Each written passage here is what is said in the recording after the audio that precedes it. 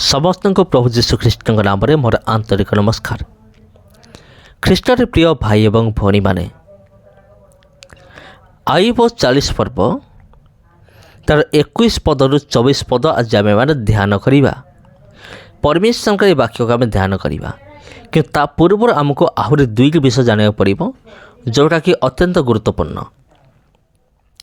आम जिते भी कौन सी भी वाक्य पढ़ू से वाक्य को भलरे बुझापी हेले से वाक्यर किछि अंश ऊपर को कौन लेखा अच्छे एवं से वाक्यर किछि अंश तले कौन लेखा अच्छे ताको हमको बुझा पड़ो।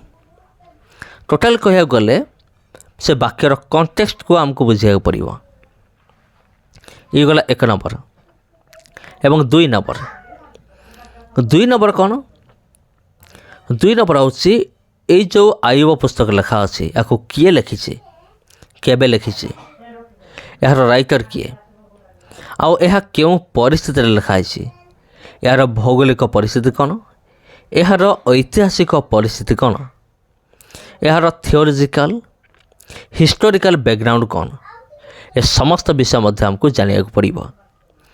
तेबे जाए आम बुझीपर वाक्य अर्थ कौन आउ एमिति कहीं लिखा अच्छे आम जानीपर। तेबे चलतु बंधुगण आम स्टार्ट करवा आईब तार 40 पर्व 21 पद रु 24 पद।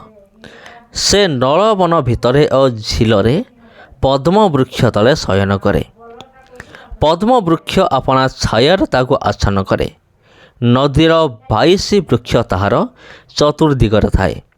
देख नदी बढ़िले से कंपित हुए नहीं, जर्दन ताहार मुख सरिकी बढ़िले हैं से सुस्थिर थाए।